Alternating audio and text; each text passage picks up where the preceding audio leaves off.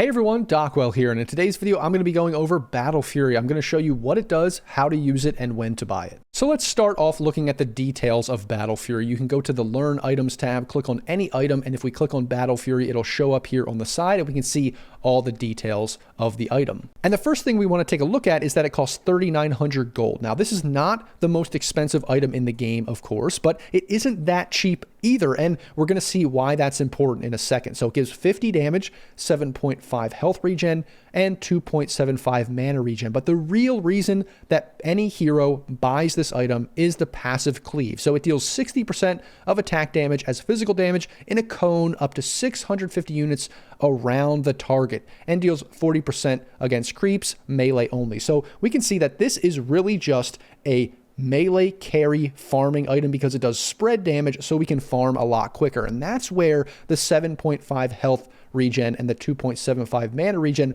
really come in handy, because now you don't need to buy any other regen items to stay on the map. So if you're an anti-mage spamming blink, you just don't need any other mana regen, maybe a clarity here or there, but you're not buying any other big mana regen item. Same thing with health regen. This allows you to stay on the map, clear waves, and tank some jungle camps when you're hitting them early on in the game to speed up your farm. Now, the 50 damage is great as well, don't get me wrong, but this is sort of what allows this item to sustain in your inventory into the later portion of the game, because if you didn't have this 50 damage, it would kind of feel bad to keep Battle Fury later on at the 30, 40, 50 minute mark. It just wouldn't feel that good anymore if you only had, let's say, 10 damage, and then it would be very, very expensive and probably not worth it. And that's why, even though this is not the most expensive item in the game, it's very, very expensive for something that doesn't really give you any tankiness. You know, yes, it gives you regen, but no HP, no armor, nothing like that, and it's just purely a farming item. And so it's kind of hard to get. You do rush it early, but you're foregoing a lot of other stuff that would let you participate early. So the heroes that buy this really either have other ways of participating, or they just focus on farming early, and then they transition into other items that allow them to fight later. Then lastly, you'll notice that I skipped over two things, which are the active Chop Tree and the passive Quell. These are basically because Battle Fury incorporates Quelling Blade into this as an item. So basically, just like a Quelling Blade can chop trees, so can Battle Fury. It's just an active part of the item. That's really the only active. Everything else is passive. And then the Quell, just like Quelling Blade, gives you a little bit of extra damage just when you attack creeps. 10 for melee heroes, 5 for range, but ranged heroes really don't buy this item, so that's not a big deal. But that's just the Quelling Blade stuff that is incorporated into Battle Fury. And now we can take a look at how Battle Fury actually works. And first, I'm just going to show you the active here, so you can just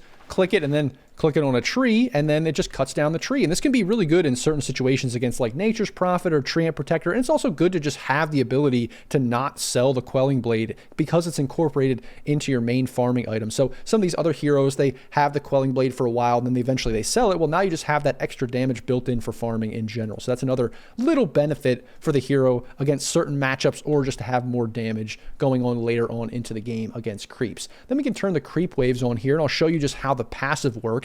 It's honestly really straightforward. You just walk up to the creeps. Whenever you hit them, you can see that the creeps around this one take damage. And so this is great for clearing through creep waves. You can see I killed the range creep there without ever actually having to hit it. And so this is just how Battle Fury works. It's great for farming. Pretty straightforward, pretty obvious, just one of your basic melee farming items. And lastly, we can take a look at how to build the item and when to actually buy it. So to start off, we buy 2 broadswords, cornucopia, Quelling Blade like I talked about, and then recipe to round it out. And this has actually changed over the last few years quite a bit. They've adjusted it here and there, but in general, the pattern is still the same. You usually buy a couple damage items and a regen item, and then they fit together in some way with a few other small items, or maybe just one other smaller or medium-sized item to make Battle Fury. And this can be a little bit awkward because 1,000 gold, 1,000 gold, 1,200 gold, that's a lot of separate kind of savings that you have to do to get an early game farming item. Now, in general, we're probably going to be buying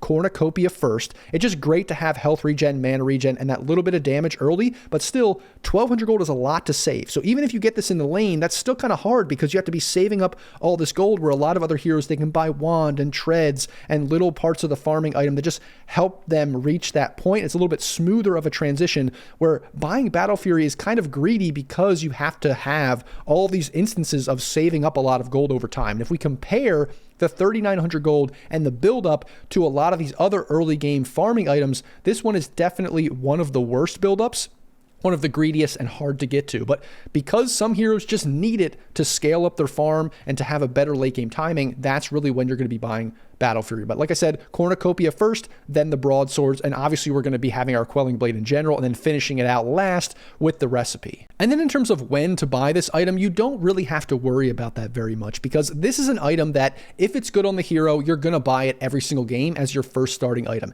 Anti-Mage, PA, these are great examples of heroes that buy Battle Fury every single game. It's just been part of their core build for years, basically as long as the hero has existed. And you could potentially go different items. They try to make these different builds work, but I wouldn't really think outside the box too much. Just go the Battle Fury on those heroes.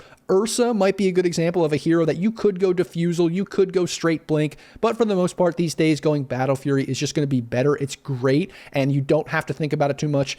Just look at the in-game guides, and if they're telling you to buy Battle Fury, you're going to buy that as your first farming item. The only real other consideration is, do you rush Battle Fury with like brown boots and no other small items, or do you get treads, do you get wand, do you even get Orb of Corrosion or something else? I would say for the most part, the minimum standard that you have to get is treads, and that's because you can't actually hit the jungle very well because you don't have a lot of sustain, you don't have a lot of attack speed if you don't have the treads on a hero like Anti-Mage or PA, and so having that Battle Fury, even if you get it early, it actually doesn't speed up your farm that much until you get the treads, because you're just tanking the creeps in the jungle, you just are a lot squishier, you're not attacking as fast, so having those treads is just so good early. So I would very rarely ever go brown boots into Battle Fury. I would usually just get treads because it helps your laning so much better, and you might even get the same timing if you go for treads and then Battle Fury compared to Battle Fury and then treads. So it doesn't really help you all that much, and that's really the only consideration. Otherwise, it's totally normal to have just like even a stick, treads, and then right into Battle Fury. That is totally viable and definitely good. That's really the only consideration. Otherwise, you're buying this as your first big item if it's an item that you're buying on the hero. And that, everyone, is my Battle Fury guide. If you like the video, don't forget to like, comment, and subscribe. Thanks for watching, and I'll see you in the next video.